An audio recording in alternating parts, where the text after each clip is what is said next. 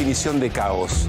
Pensemos esto, en un país normal, si efectivamente un gobierno entiende que hay un hospital nacional que tiene que ser de alguna manera reestructurado, se procura avisar a las familias y a las personas que están siendo atendidas allí, o se les da previsibilidad. No, acá de un día para otro se avisa que se va a cerrar un hospital. Si un gobierno es capaz de cerrar un hospital de un día para otro, ¿cuál es el próximo paso? ¿En qué momento está la salud argentina vinculada al impacto de las políticas de Milei? Está en el 2001. Hay que tener en cuenta dos fenómenos. El fenómeno de desempleo, que reduce automáticamente el salario indirecto, con lo cual se pierden coberturas, y el fenómeno de los nuevos pobres, que no se lo está trabajando todavía, digamos, pero que fue muy importante en ese momento. La principal preocupación que tiene Israel es Irán. Ahora, cuando uno mira enfrentamientos concretos, antes del 7 de octubre no había habido un intercambio abierto bélico entre Israel e Irán en ningún momento de la historia. Para Israel aparece una pesadilla que es una guerra simultánea en todas sus fronteras, apoyada por un actor militar relevante. Empezamos a entrar en un terreno que es el del enfrentamiento directo. También para Israel aparece una oportunidad de rediscutir ese balance en el cual estaba asediado en sus fronteras por los aliados de Irán. Ahí estamos omitiendo las 40.000 víctimas de la avanzada sobre Gaza. Tres chicos estaban conversando y me comentan, ¿vos estás con las criptomonedas? Hablaban del margen de ganancia. Vos sos el primero. Sí. Nosotros somos los otros 4 que ponemos plata. El que entró primero, si se quiere llevar la plata, cuando aparecen otros actores, Pablo y yo, vamos convenciendo a nuestros familiares, decimos, che, poné plata que vas ganando plata. Sí. Cuando ellos ponen, yo me llevo la de ellos. Y así sucesivamente. Estás el miedo a quedarse afuera. Viene alguien y te dice, che, me pasó esto. Y vos ves cierta coherencia porque ves que hace 20 años que viene remando y de repente aparece con una moto. Entonces es tangible y es muy poderoso. Los peores gobiernos que hemos tenido desarrollaban mecanismos compensatorios. Nosotros hoy tenemos una injuria planificada sin compensación social por parte del gobierno nacional. 7 de cada 10 argentinos perciben marcado deterioro en el bienestar emocional o la salud mental de quienes lo rodean. 3 de cada 10 jóvenes de entre 16 y 29 hicieron o consideran la posibilidad de apostar online por necesidad económica. El país normal se aleja cada vez más. El miedo, la desconfianza, y eso lleva al sálvese quien pueda. Lugar donde el anarcocapitalismo hace grandes negocios.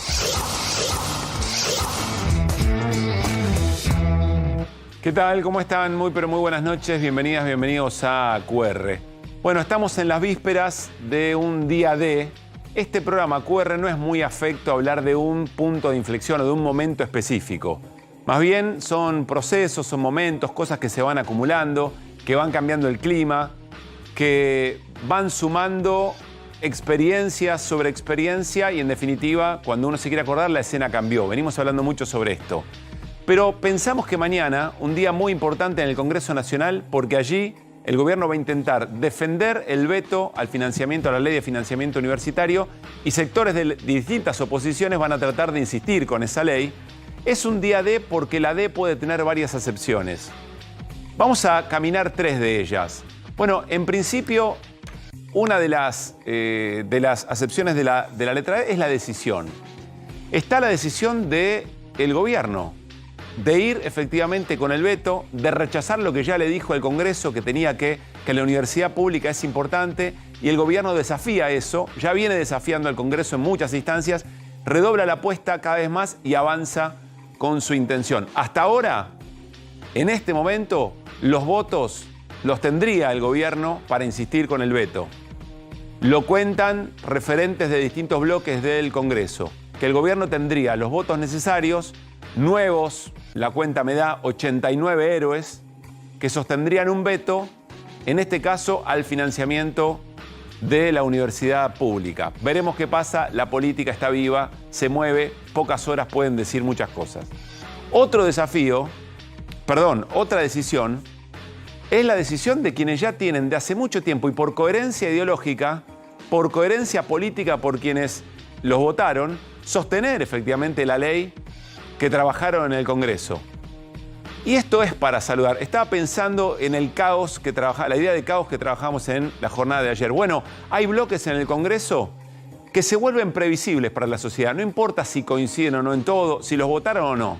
Pero en la Argentina, quien votó Unión por la Patria sabe que tiene un voto que acompaña efectivamente el financiamiento universitario. Quien votó al Frente de Izquierda, lo mismo. Y quien votó a ciertos sectores del radicalismo y de y del sector que gobierna Pichetto, bueno, puede tener algunas dudas en algunos puntos, quizá en términos personales también. Ya es más difuso el asunto. Pero esa decisión es importante, se vuelve importante, uno piensa en un país normal. Insisto, no para coincidir, para que se vuelva previsible lo que van a hacer diputados y diputadas que fueron votados con una idea. Hay otra concepción de la D, que es la duda. ¿La duda de quién? Bueno, de todos aquellos legisladores que están ahí pensando qué es lo que van a hacer. ¿Qué es lo que les mete duda? ¿Su convicción ideológica? No. Les mete duda el costo probablemente que puedan pagar si efectivamente van en contra de algo que una mayoría muy considerable defendió en las calles hace muy poco tiempo y en todo el país. Una marcha federal que sin dudas tiene una interpretación muy concreta. En la República Argentina y de manera transversal, la educación pública es un bien de todos y de todas. La duda aparece porque tienen que volver a sus pagos. La duda aparece porque pueden llegar a tener que pagar algún costo que quizá no lo pagaron con los jubilados, pero no porque no importen los jubilados al resto del país. Porque, como les decía, no hay un día en el que hay un punto de inflexión. Son cosas que se van sumando. Y a lo que ocurrió con los jubilados y jubiladas, más lo simbólico del festejar con un asado, esto también va acumulando junto a muchas otras cosas. Y después está la propia duda del gobierno. ¿Qué va a hacer el gobierno si efectivamente el Congreso sostiene la ley de financiamiento universitario? ¿Va a aceptar lo que le dice el Congreso en las reglas de juego de la democracia? ¿O va a ir al Poder Judicial y va a desafiar judicialmente como ya lo vociferó? Una cosa es de pico, otra cosa es hacerlo. Más allá de que eso ocurra o no, es un dato que hay que observar. Y ahora les vamos a contar por qué en la tercera D. La tercera D es el desafío. ¿Desafío para quiénes? Para cada uno de los que están jugando, que estamos jugando el partido de la defensa de la universidad pública. ¿Por qué? Bueno, está el desafío de lo que significaría un incremento del conflicto social. El desafío de cada uno de los sectores participantes de expresar en las calles, en los distintos lugares donde se puede ejercer una representación, una cachetada del gobierno sobre lo que efectivamente signifique el resultado de mañana si se sostiene el veto. Es decir, estamos ante la posibilidad concreta de que escale el conflicto social según lo que venimos observando. Y ojo que no es solamente lo universitario. En las últimas horas se dieron algunos episodios muy interesantes. Respecto del tema salud, hoy, hasta donde tengo entendido, sin anuncio, sin convocatoria, casi de manera espontánea, en una protesta en el Hospital Garrahan, que se juntaba con la protesta de la comunidad de salud de Laura Bonaparte, se movilizaron al Ministerio de Economía. Atención con esas cosas. Son pequeños movimientos novedosos de sectores que se animan no solamente a hacer en la vereda, en los lugares donde están desafiando, sino una movilización que va espontáneamente hacia el Ministerio de Economía. Tal es el grado de conflicto que esto generó y la repercusión y evidentemente la evaluación de costo del gobierno, que hoy se volvió hacia atrás con el cierre de Laura Bonaparte. El gobierno va a decir, nunca estuvo en los planes cerrarlo. Bueno, se sabe que efectivamente era así, por todo lo que contábamos ayer y lo que venimos contando en QR y en todo A24. Y resulta que después de una reunión eso vuelve para atrás, con lo cual aquellos sectores que protestaron interpretan, luchar tiene sentido, protestar tiene sentido. La ecuación o la escena que hay que pensar si es que el gobierno dice esto no iba a ser un cierre, ¿qué hubiera pasado si nadie protestaba? Seguramente hoy, o probablemente el Bonaparte ya no tenía puertas abiertas. Otro elemento interesante es una convocatoria multisectorial. Cuando hablamos de convocatoria multisectorial decimos sindicatos, usuarios, consumidores, pequeñas y medianas empresas, clubes de barrio, cooperativas, comerciantes, que para finales de octubre, el 30 de octubre precisamente, llaman a un apagón en protesta del tarifazo en electricidad.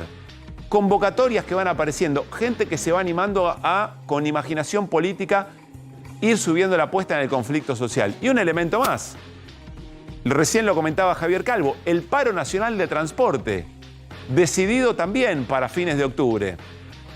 Hay que ver qué pasa con la UTA, pero en todo caso un paro nacional de transporte no es poca cosa y la amenaza de Pablo Moyano de romper la CGT, de irse de la CGT. Y como sabemos en la historia argentina, la CGT que más problemas le causaron a los gobiernos conservadores son las CGT fracturadas. Podemos charlarlo bastante tiempo en otro momento. Y hay un último desafío que debería preocuparnos, y es el desafío que les mencionábamos antes. El desafío del gobierno.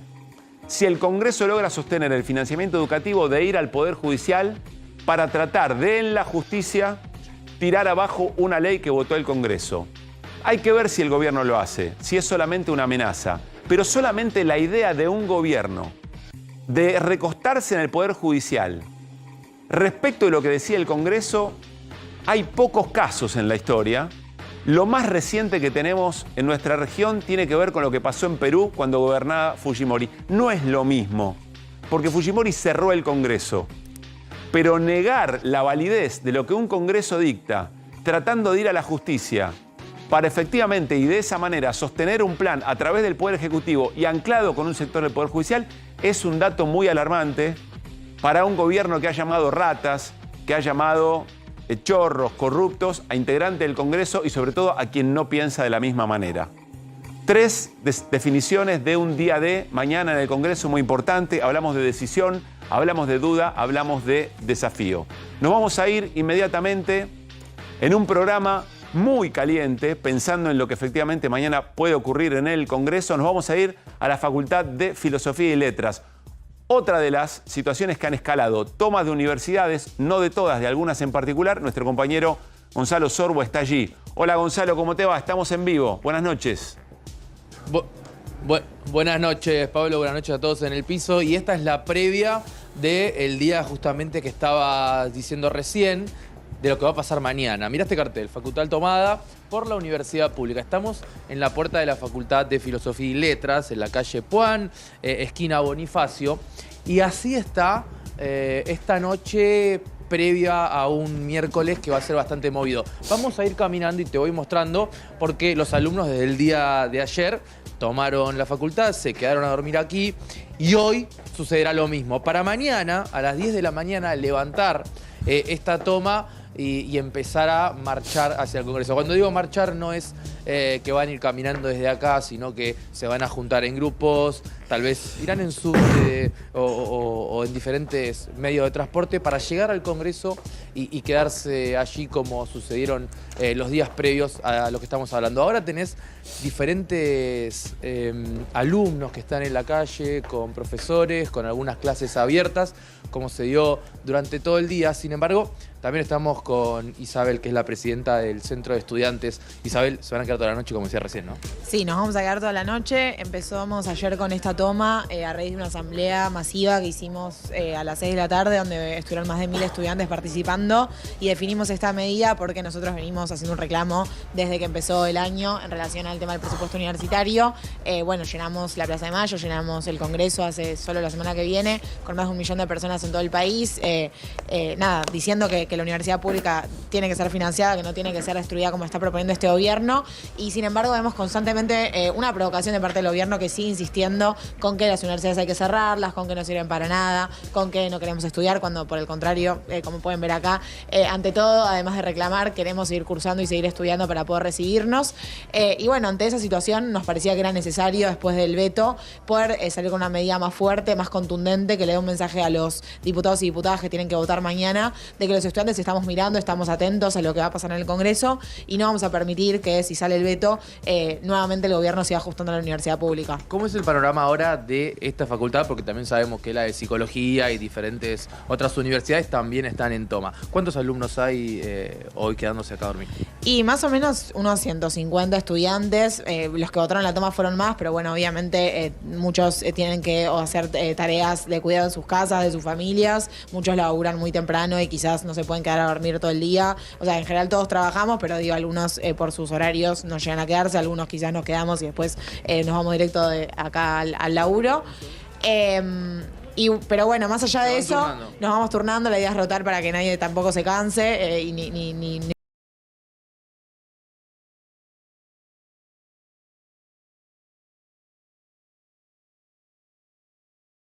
que tuvimos el día de ayer y durante todo el día de hoy hubo docentes y estudiantes que vinieron a bancar la toma, hubieron actividades culturales y artísticas todo el día, ahora también van a haber otras actividades y bueno, obviamente también nos organizamos para garantizar que haya clases públicas durante todo el día, es decir, las clases que se dan en general que las adentro. clases no se interrumpan. Exactamente, porque eso, nosotros si estamos haciendo todo esto es porque nos interesa defender nuestra cursada, porque nos interesa recibirnos en la universidad pública, tenemos un proyecto de vida muchas veces que tiene que ver con formarnos en esta universidad y eso implica también venir a cursar, poder estudiar todos los días y bueno, por eso le propusimos con el método de la toma que las clases en vez de darse normalmente adentro de la facultad se den afuera para poder visibilizar que no hay normalidad en la universidad, porque en tanto nuestros docentes y no docentes cobren salarios como los que están cobrando hoy en día, no se puede cursar normal. Bien, mira, Pablo, ya te dejo con Isabel, pero justo me dio el pie y veo una realidad, que lo que está diciendo es que las clases no se den dentro de la universidad, que sea algo normal, y se estén dando en el medio de la calle, sobre Juan. Exacto. ¿Qué pasa con el tránsito? ¿Qué pasa con los vecinos? ¿Cómo lo toman? Sí. También, ¿cómo lo toma la policía? Porque vamos a ser sinceros, estuvimos cubriendo diferentes manifestaciones, Pablo, donde estaba el protocolo antipiquete. ¿Qué sucede en el barrio? No, la verdad que en el barrio venimos viendo muy buena recepción. En general la gente banca la lucha por la universidad pública. Creo que justamente esto, por lo que decía antes, de que la universidad es una cuestión innegociable, irrenunciable para todo el pueblo argentino, independientemente de que uno estudie o no. En general uno conoce gente que fue a la universidad pública, que le cambió la vida y además sabemos que la universidad es la que nos garantiza tener un proyecto de país con desarrollo, con ciencia y tecnología, con pensamiento crítico. Bueno, y todo eso creo que la gente lo defiende y que eso se nota a la hora de que venga gente a bancar, a darnos su apoyo, a decir que nada, que están de acuerdo con lo que estamos haciendo. Obviamente siempre hay algunas situaciones de tensión que también obviamente entendemos porque sabemos que no está bueno para nadie tener que estar en esta situación, pero bueno, nosotros lo hacemos porque realmente ya no nos queda mucho más opción, ya venimos haciéndolo este reclamo de distintas maneras y el gobierno está negado a escuchar el reclamo genuino de los miles y miles de argentinos que venimos planteando esta demanda. Después en relación a la policía, no, por suerte no está habiendo ningún conflicto, lo cual la verdad que es un garrón. A mí me gustaría que cuando las personas que tienen hambre, que están reclamando por la falta de comida en los comedores y en los merenderos, que tampoco los reprimieran. Me gustaría que no hubiera esta doble vara, ¿no? Que como somos universitarios no nos reprimen, pero a la gente pobre sí. Pero bueno, sí hay que... nada, nobleza obliga, no nos pasó nada con la policía y venimos teniendo un buen diálogo a pesar de que estamos cortando la calle hace varios días, porque esto realmente la situación viene escalando y vemos que no hay otra forma de que se escuche el reclamo que estamos teniendo los estudiantes y la comunidad educativa en general. Pablo, Isabel te está escuchando. Hola Isabel, buenas noches, muchas gracias por atendernos en esta jornada. Te escuchaba en el comienzo decir, bueno... Buenas, gracias a vos. Si efectivamente el gobierno logra sostener el veto, no vamos a permitir que se lleve puesta la educación pública. La información que nosotros tenemos hasta ahora es que el gobierno tiene los votos como para sostener el veto. ¿Qué escena te imaginás si esto ocurre? Por supuesto, nada está dicho y la política está viva, es dinámica. Pero ¿qué escena te imaginás posterior a un miércoles donde el gobierno logra sostener el veto al financiamiento?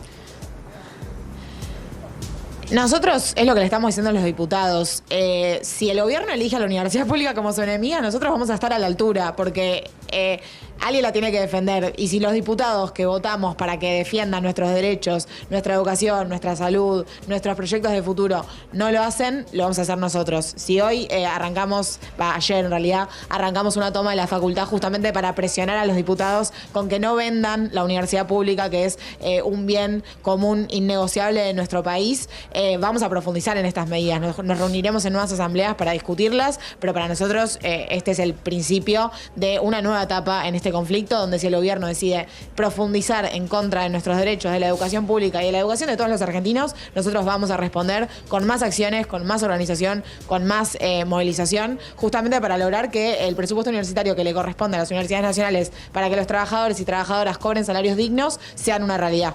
Isabel, muchas gracias y por supuesto estamos atentos. Lo mismo Gonza, gran trabajo, ¿eh? Nos quedamos, por supuesto, atentos a lo que pase allí. Bueno, están con nosotros y enseguida vamos a conversar con ellos. Carla Carrizo, diputada nacional de la Unión Cívica Radical, el radicalismo clave en lo que viene pasando en el Congreso, como el resto de los partidos, pero por supuesto con un rol protagónico en función de algunas diferencias que hay respecto a cómo vota el bloque. Y está con nosotros también Franco Bartolacci, que es rector de la Universidad Nacional de Rosario, una de las universidades nacionales más importantes que tiene el país, entre muchas. Enseguida vamos a conversar a ver cómo están viendo esta escena. Y yo tengo una pregunta. Eventualmente, si el gobierno, yo insisto, hasta ahora tenemos votos suficientes que el gobierno ha logrado para sostener el veto. ¿Qué, desde la función de rector de una universidad, qué se imagina que puede ocurrir en lo que resta del año y a posteriori, incluso con la discusión del presupuesto 2025 mediante? Pero vean este nuevo spot, esta pieza audiovisual que el Consejo Interuniversitario Nacional lanzó en vísperas de la votación de mañana.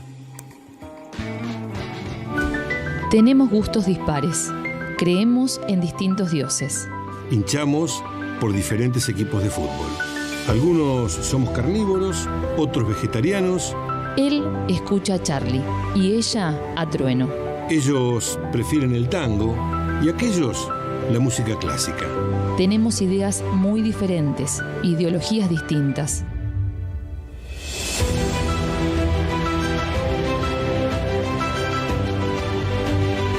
En esa diversidad coincidimos en una certeza.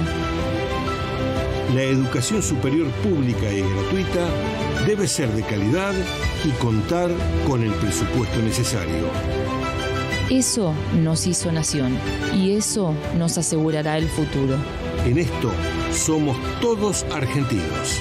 La universidad pública nos une.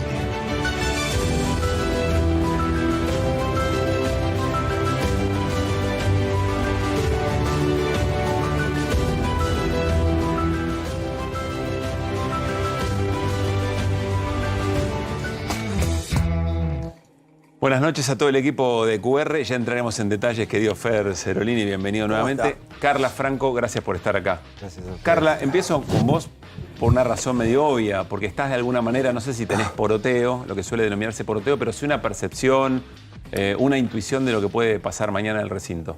Sí, justo, mira, recién terminamos una reunión de bloque. Creo que todos los bloques están atravesados por estas tensiones. Obviamente contando votos. Y yo creo que hoy está bastante parejo, así que creo que puede haber una sorpresa y también informar un poco a la ciudadanía qué es la lógica de la insistencia, digamos, ¿no?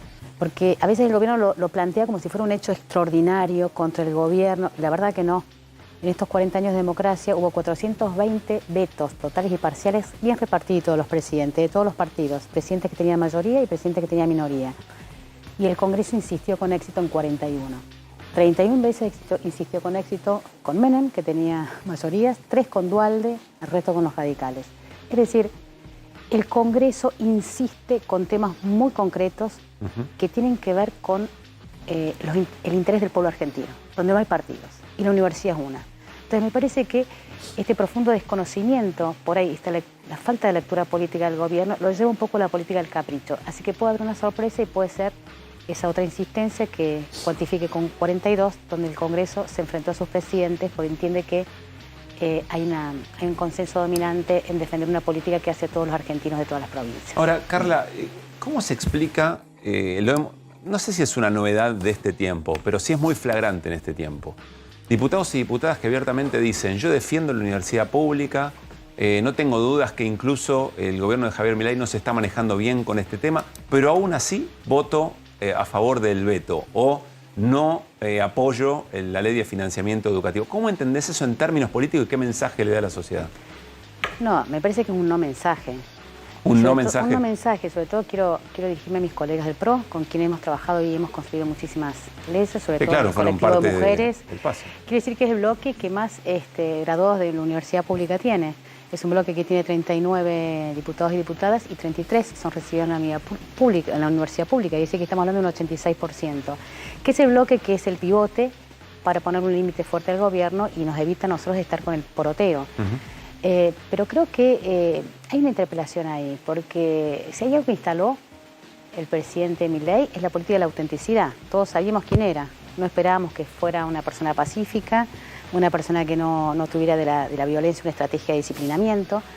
Ahora, cuando uno dice voy a hacer tal cosa, pero que si no, entonces la verdad que pierde poder político, porque hoy necesitamos ser auténticos. Y tenemos que decir las cosas que se defienden, las razones que damos por eso. Entonces, cuando decimos está todo mal, pero vamos a votar a favor, no se entiende. No lo entiende el pueblo, no lo entiende la ciudadanía, no lo entienden los diputados, no lo entienden los periodistas. Entonces yo creo que mañana tiene que estar la política de la sensatez, decir la verdad. no hay una cuestión solamente presupuestaria, que la hay, obviamente. Yo quiero traer acá el mensaje de físicos. Hemos recibido audios del Balseiro, profesores del Balseiro se están yendo, porque la verdad que está pésimo lo que están haciendo, está pésimo. La Argentina tiene una educación superior, por eso te lo va a decir acá el rector mucho mejor que yo, pero quiero decir que nosotros, ¿con quiénes nos comparamos? Con Europa, que también tiene universidades estatales. Ellos tienen 1,4 de inversión del PBI, nosotros tenemos 0,70, y la verdad que le estamos quitando un montón en un año. No es que cuando dicen, bueno, ahora con el debate de presupuesto vamos a compensar. Mentira, nosotros estamos discutiendo lo que perdieron, y perdieron un montón. Perdieron básicamente un año, 46% del salario docente, no docentes, de físicos que se van. No está bien. Entonces, no queremos claudicar, queremos recuperar lo que se perdió y empezar, o sea, ordenar el pasado y empezar el futuro con el debate del 2025. Ahora, Carla, perdón, buenas noches. El mensaje este ambiguo lo baja Mauricio Macri, básicamente, ¿no? Que vos señalás, ¿no? La verdad que sí. ¿Cómo lo interpretás? ¿Cómo lo lees? ¿Qué le pedís a tus compañeros de bancada? Bueno, les pido, digamos, que no piensen en pequeño, que no piensen en chiquito. Esto porque hay sector del radicalismo que también van a acompañar. Bueno, estamos ahí, nosotros teníamos como 5 diputados díscolos, que fueron digamos, que se desalinearon de la política del bloque con respecto a jubilaciones. Estamos tratando de ordenar esa votación. Es una discusión que no está cerrada, digamos, porque obviamente que para el radicalismo la educación superior, bueno, tiene que ver con una cuestión que te diría no se negocia, no por una cuestión de capricho, sino digamos, ¿quién puede estar en contra de la educación superior en Argentina? Atraviesa provincias, generaciones, familias, clases sociales. Entonces, es algo que nos dice, son de las pocas cosas que nos dicen los argentinos más allá de los partidos. Queremos defender esa bandera mañana y esperemos que todos estemos a la altura de las circunstancias. La mayoría lo toma como una bajada de línea, como una indicación de Macri, y eso pregunto. Aparentemente ordenó eso, pero me parece que no sé si es tanto. Sí, es el rol que el PRO está definiendo en su vínculo con el gobierno en las elecciones de 2025. Me parece, sobre todo, la gestión del gobierno, espacios de poder en el gabinete. Recuerdo muy importante, ¿no? La palabra de Carla Carrizo como integrante del bloque de la Unión Cívica Radical respecto de lo que está ocurriendo. Franco, te quiero preguntar, como rector de la Universidad Nacional de Rosario, ¿cómo estás viviendo estas horas? Con mucha expectativa respecto de lo que pase mañana en el Congreso. Yo creo que definitivamente mañana se empieza a definir el futuro de la Universidad Pública Argentina. Lo que está en debate, ni más ni menos que eso. O sea, no el 2024, el futuro de la Universidad Pública. El futuro de la Universidad Pública Argentina. ¿Por qué? Una discusión más profunda que un punto más o un punto menos del presupuesto. Es el lugar que le asigna no un gobierno, porque los gobiernos son circunstanciales, una sociedad, a la educación pública, a la educación superior pública y a la ciencia del país. Nosotros venimos advirtiendo desde principio de año el conjunto de problemas que tuvimos que enfrentar. Y lo advertimos con mucha racionalidad, pero también con mucha firmeza, porque queríamos evitar llegar a la situación que estamos atravesando hoy, que es realmente muy crítica. Y los diputados y las diputadas de la Nación mañana tienen la posibilidad de sostener una ley de financiamiento universitario que es además una ley razonable, porque resuelve el problema presupuestario. El gobierno dice que no es una ley razonable, y lo sabe el gobierno, lo sabe el presidente, porque resuelve el problema presupuestario y salarial, y lo hace responsablemente, sin comprometer fiscalmente al Estado. Solo el 0,14% del PBI hay que contemplar para aplicar la ley. Dicho de otro modo, el 8%, 9% del superávit ya acumulado durante el primer semestre. Entonces yo quiero hacer una apelación, así como hay muchos diputados y diputadas que están comprometidos con la defensa de la universidad pública y lo han dejado muy claro a lo largo de este año, quiero apelar a quienes, entiendo, todavía no terminan de comprender la gravedad y la profundidad del problema. Que mañana actúen en el Congreso de la Nación, garantizando para las futuras generaciones el mismo derecho que les permitió a ellos ser profesionales, porque muchos de esos diputados han pasado y se han formado en nuestras casas de estudio. Franco, recién mencionabas y respondías a uno de los dos argumentos, diría, principales del gobierno respecto de este debate, que es la cuestión fiscal. Te pregunto, te diría por el otro, que es esta instalación de que se necesitan auditorías, aparentemente porque las universidades, no sé, malgastan la plata. Yo tenía entendido que tienen auditorías. ¿Cómo es la cuestión de los controles para una universidad? Efectivamente, es tremendamente injusto que todos los días tengamos que estar respondiendo afirmaciones que buscan generar una especie de manto de sospecha respecto de lo que sucede en el sistema universitario y científico, para que eso desprestigie, y el desprestigio sea el fundamento del desfinanciamiento, la desjerarquización y el ahogo presupuestario. No tengan ninguna duda de que cada una de las afirmaciones tiene ese objetivo. Pero bien vale aclararlo una y otra vez para despejar y poder discutir lo importante. Las auditorías existen. Hay una ley que establece quién hace las auditorías, que es la Auditoría General de la Nación, y efectivamente se hacen. Adicionalmente a eso, tenemos auditorías internas. Adicionalmente a eso, nos caben todas las de la ley de administración financiera del Estado. Los mismos controles que tiene el presidente de la Nación cuando ejecuta presupuesto, lo tiene un rector cuando ejecuta el de las universidades. Adicionalmente a eso, cada semestre presentamos a Contaduría General de la Nación un balance del ejercicio, y adicionalmente a eso, el secretario de Educación, y eso lo sabe perfectamente, haciendo enter en la computadora, todos los meses tiene el listado completo del personal de la universidad, tipo de cargo, dedicación y número de quit. Las universidades son el ámbito del Estado más controlado, y está bien que sea así. Y digo más, si quieren poner más controles, si quieren perfeccionar los que existen, estamos absolutamente dispuestos, porque va de suyo que es presupuesto público y tiene que ser bien administrado. Ahora, despejado esto, aclarado con esta contundencia y con esta firmeza, hay que ir a lo importante. El gobierno conoce fehacientemente cuál es la situación presupuestaria que Carla recién describía muy bien. La pérdida de este año ha sido fenomenal. Y yo quiero advertir que no solo la dificultad es este año, que si no se modifica razonablemente el presupuesto 2025, la perspectiva para el próximo año es peor aún. A ver, ya lo dijiste dos veces, Franco. ¿Qué significa? Vamos a suponer que el gobierno logra sostener el veto. Me quedo con lo que dice Carla, que todavía hay negociaciones en marcha. Está muy bien. Pero ¿qué significaría si se sostiene el veto el resto del año y eventualmente el año que viene si no se mejora el presupuesto? Que vamos a tener serias dificultades para funcionar. Hay que decirlo con la gravedad que el tema tiene. Y las autoridades que tienen competencias para tomar definiciones que permitan resolver este problema serán responsables de la situación que atraviesa el sistema. Nosotros no vamos a descansar en el esfuerzo. ¿Estás hablando de deterioro o estás hablando de cierre? Dificultades para funcionar. Nosotros no vamos a descansar en el esfuerzo, lo hemos hecho este año, si no, no hubiésemos llegado hasta acá. ¿Por qué? Porque son miles las aspiraciones, los sueños de cientos de miles de jóvenes que se ponen en juego todos los días en cada una de las historias que se cuentan en la universidad pública. Entonces, hasta donde podamos extremar en nuestras posibilidades para garantizar la continuidad de todo lo que hacemos, porque sabemos lo importante y transformador que es, lo vamos a hacer, pero vamos a tener serias dificultades para funcionar. Entonces, quiero advertirlo de la misma manera que venimos advirtiendo desde el principio de año que esto iba a suceder si no se tomaban medidas a tiempo. Y nadie está pidiendo holgura, porque todos sabemos la situación delicada que atraviesa el país. Todos queremos una economía equilibrada. Ahora, claramente, cuando tenés escasez de recursos, tenés que establecer prioridades. Yo estoy seguro que ninguno de nosotros en una economía familiar, cuando tenemos que planificar algo para otro tiempo, dejaríamos de mandar a nuestros hijos a la escuela, porque sabemos lo importante que es para ellos y para la familia. Lo mismo pasa con un país.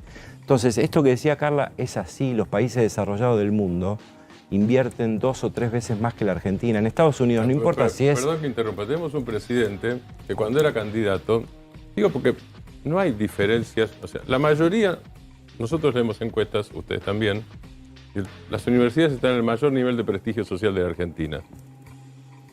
Quiere decir que el gobierno no tiene posición mayoritaria y que, en mi opinión por lo menos, usa el argumento presupuestario como subterfugio. Ustedes hicieron en el video que pasamos hace un ratito, ustedes los rectores digo, plantearon esto en términos de existencia nacional directamente. Aparece la palabra nación, digo, lo tomé recién de ahí.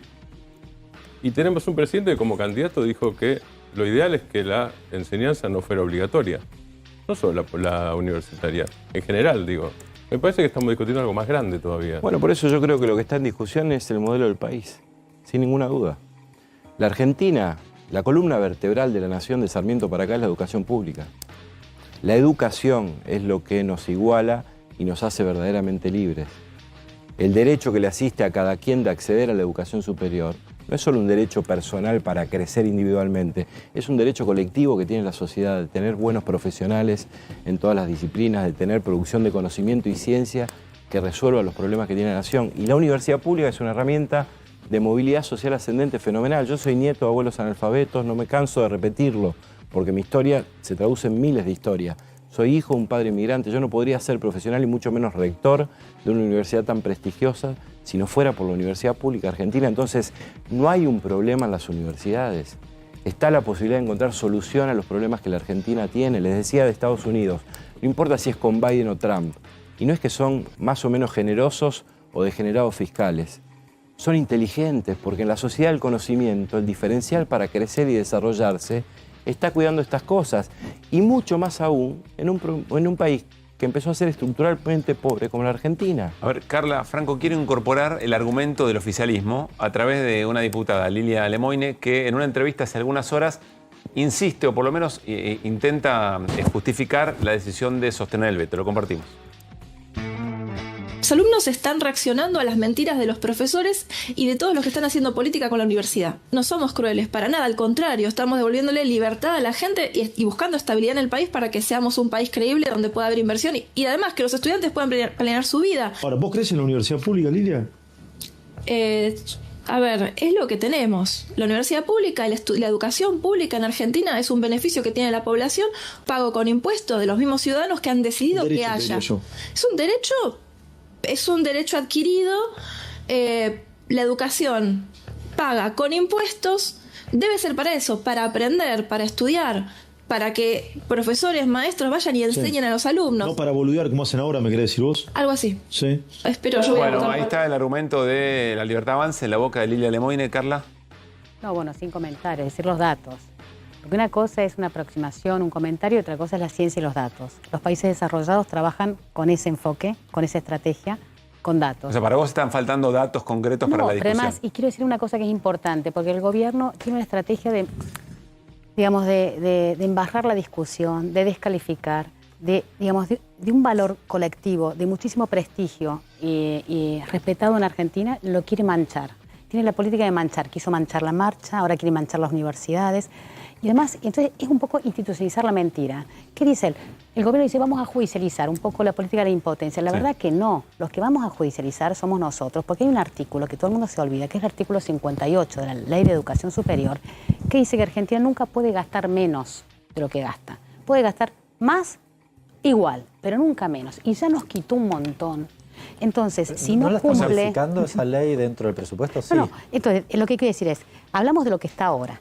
Entonces, si no la cumple, lo que vamos a nosotros... primero que es legal, totalmente legal la ley de financiamiento educativo. Legal desde cuando la sancionamos... Lo que dice el gobierno es que debería venir con mentira, una porque alternativa de recaudación. es un presupuesto reconducido. Así que cuando vos sancionás el presupuesto, ya estamos diciendo dónde lo vamos a sacar. Ahora, entonces, no es que inventamos una ley. Esto es la actualización de algo que estaba autorizado. O sea, es legal cuando lo sancionamos, legal cuando lo vetó, y va a ser legal mañana cuando insistimos. Entonces, pero además hay un artículo de la ley de Educación Superior que dice que nunca el Estado puede bajar, o sea, gastar menos.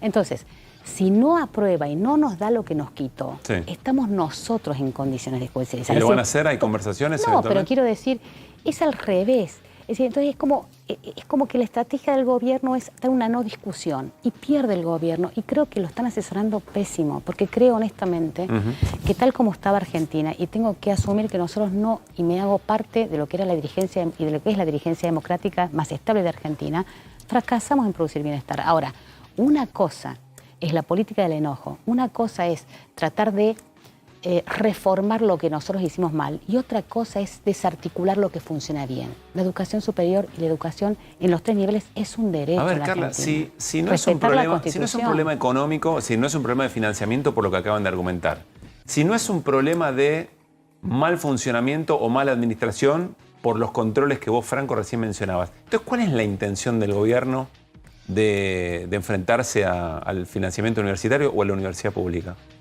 Bueno, creo que la utiliza para politizar mal con respecto a la carrera electoral del 2025, necesita tener un partido. O sea, construyendo un ellos y nosotros. Una grieta que no existe, entonces utiliza la universidad, entonces, esa es la política del capricho, quieren tener un enemigo, y entonces quiere, digamos, de alguna manera, no transigente la cuestión del déficit, o sea, estas fuerzas del cielo que tienen 2 o 3 consignas que son consignas vacías, porque todo el mundo está a favor de que no haya déficit fiscal en el país, todo el mundo está a favor de que no haya inflación. Eso no es una plataforma innovadora, es un esfuerzo colectivo. Ahora, hay cosas que tienen que tener un equilibrio. La educación es un derecho, es un bien público de todos los argentinos, igual que la salud, y son los 2 áreas que más están castigadas. Entonces, tiene que haber un sentido de equilibrio. Lo están asesorando mal. Porque te digo una cosa, la verdad que si estuviera bien asesorado, podrías realmente politizar eficientemente temas que nos unen. No elige la pelea, la descalificación, la violencia y destruir lo que los argentinos defienden. ¿Cómo te imaginas lo que viene? ¿Crees que hay un punto de inflexión? ¿Crees que esta intención... Esta idea de empezar a negociar salarios, no sé, el rector no, porque ha tenido como un intentón de, digamos, de llegar tarde, de abrir mesas. Es decir, Sí. fíjate, digamos, ha querido acotar esto como una cuestión sindical. Esto no Sí. es una cuestión sindical. Esto es mucho más que una cuestión sindical, como dijo el rector. Es una falta de respeto, un desgaste. Venimos desde abril. Es un error político abierto desde abril, donde todo el mundo ha estado, y los rectores, y las universidades, los alumnos, los investigadores, porque en la universidad se investiga, no solamente se enseña, se produce conocimiento. Entonces, una zozobra desde abril, la primera marcha, casi el año, terminó todo el año lectivo, digamos, con una intensidad y un conflicto absolutamente desgastante, perjudicial para el gobierno, pero sobre todo perjudicial para todos los argentinos. Hay que remediar esto bien y darle la sensatez que el gobierno no tuvo. Franco, cerrá como te parezca. Yo le pido a los diputados y diputadas que mañana, cuando estén sentados en sus bancas discutiendo algo tan relevante como el futuro de la universidad pública del país, no piensen en sus propios intereses, no piensen en los intereses de su propio partido, no piensen ni siquiera en los intereses de cada una de las universidades, que piensen en los sueños de los jóvenes que se ponen en juego, miles a lo largo y a lo ancho de todo el país, cada vez que pisan la universidad pública. Eso es lo que se está debatiendo finalmente. Y es un despropósito que es inexplicable que un país que tiene una de las pocas, si no la única institución pública que todavía conserva algo de legitimidad social, en lugar de cuidarla, transformándola, jerarquizándola, destinándole más recursos, invirtiendo mejor, socava esa legitimidad y esa credibilidad. La Argentina debería pararse sobre el prestigio de la universidad pública para encontrar soluciones a sus problemas. Esa es la tarea que tenemos que emprender todos los rectores y las rectoras. Las universidades estamos a disposición para encontrar soluciones. Nadie quiere inventar un conflicto donde no lo hay. Lo que se está equivocando es en las prioridades que establece la nación. Eso es finalmente lo que estamos discutiendo, no desde una posición condescendiente con lo que hacemos, porque nosotros creemos que en un mundo que cambia vertiginosamente y en un país que ya no es el mismo, las universidades, para que sigan cumpliendo bien su misión, también tienen que transformarse mucho. No ese es el planteo, ¿no? Pero es sobre el piso. No hemos tenido ni siquiera una convocatoria a discutir una propuesta real de los problemas reales que tiene la universidad. No hay un plan de gobierno de educación superior. Y eso, por supuesto, que preocupa. Ahora, cualquier reforma es sobre la base de sostener lo bueno construido, que es una posibilidad a este país que tiene tantos problemas, de otorgarle una esperanza. Franco, me quedo con la preocupación que decís que no hay cabal dimensión de lo que puede ocurrir si se sostiene el veto. Carla, me llevo la expectativa de que todavía no está resuelto el tema, que siguen habiendo negociaciones y que están abiertas, incluso dentro del propio bloque de la Unión Cívica Radical. Sí, el bloque está trabajando obviamente para acompañar la insistencia y obviamente también para ayudar a otros bloques. Para ayudar a convencer. Claro, ayudar a convencer. Los 5 radicales no se sabe cómo votan todavía. No, yo no quiero, digamos, anticipar situaciones, pero digamos, la idea es que el radicalismo pueda votar unido, digamos, ¿no? Y si no puede votar unido, que no se vote en contra. Carla, Franco, gracias por haber estado acá. A ustedes, muy amables. Relanzamos el programa con las voces del día, todo lo que pasó esta tarde. Dale. En primer lugar te diría, no es viable que vos decidas cerrar un establecimiento sanitario de un día para el otro. No es viable ni acá ni en la China.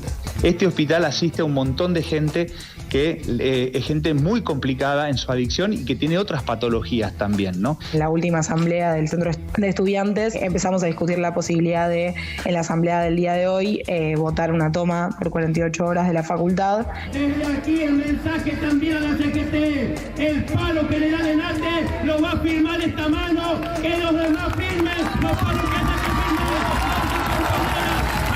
Yo no voy a apoyar el veto del presidente Milei, como particularmente y como peronista no apoyo ninguna de las políticas que está realizando. Bueno, es el agua que tomamos todos los días, es la calidad del agua, es la Argentina del siglo XIX que quiere ver Milei. Mañana se esperan nuevas asambleas en Exactas, en Visuales de la UNA y en otras facultades de las universidades para profundizar el plan de lucha. 1.